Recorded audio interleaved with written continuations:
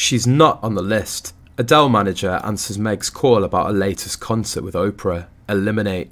They're showing Adele one night only on TV here in Hong Kong, and I can't help but see the guest list as a bunch of nutmeggers. It's Oprah, Gayle, Melissa McCarthy, Tyler Perry, Ellen. Ugh. And Adele is besties with Beyonce? Nutmeg is so out of place among these people when you think about it. Everyone who's close to Adele, they're all invited to attend. Everyone was surprised as to why Meghan Markle didn't appear. Adele herself also said that she knew and participated in the Oprah interview because of Meghan's advice. But now all are present except Meghan. Secret sources told us that actually before the show started and Adele was getting ready to go to the airport, Meg's rep sent a private message to Adele's assistant and asked about the show. However, the response she received was, "Sorry, but the Duchess of Sussex is not on the guest list." But when it's about Adele centre stage and Nutmeg just a member of the audience, she wouldn't like it anyway. To be honest, not a fan of Adele since she went all Hollywood. Adele's one night only featured an interview with none other than Oprah Winfrey and performances of some of the singer's new songs in front of a star-studded audience. Among the crowd at the Los Angeles Griffith Observatory were Lizzo and Melissa McCarthy, who sat in the front row like proud parents as Adele performed. Kris Jenner and her partner Corey Gamble watched the show alongside Ellen DeGeneres. Elsewhere, Drake, Nicole Richie, Seth Rogen, Tyler Perry, Aaron Paul, Gayle King, and James Corden were in attendance. The magnitude of the event wasn't lost on the Easy On Me singer, the most beautiful venue I've ever played.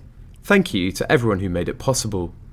To Oprah for allowing me to tell my truth lovingly in a safe place. Adele tweeted after the show, "The whole thing was pretty overwhelming. I've seen it twice and cried my eyes out both times." Selena Gomez, Donald Glover, Jesse Tyler Ferguson and Gordon Ramsay were also in the crowd. For the one night only event, alongside Leonardo DiCaprio, Ava DuVernay and Tracy Ellis Ross, talk about an A-list event. Famous couples, Sarah Paulson and Holland Taylor and Gabrielle Union and Dwayne Wade attended the event together in what could be described as the most romantic date night. And Adele made another couple's dreams come true when she introduced the famous crowd to Ashley and Quentin. The pair had been together for 7 years and were out celebrating that night, as Ashley had hit a serious career milestone. Little did she know, she was about to get engaged in front of some of the biggest names in show business and then be serenaded by Adele. As the crowd went silent and Ashley was led to the front of the stage by Quentin, blindfolded, he got down on one knee and professed his love for her. Luckily, she said yes. The lights went up and Adele sang "Make You Feel My Love." Excuse me while I dry my eyes. Prince Harry and Meghan Markle have been snubbed by the Hollywood elite and the couple's move to the US have become a real-life nightmare. The report said Harry was excited to move to California and assumed he'd be dining at the top table with all of the big players.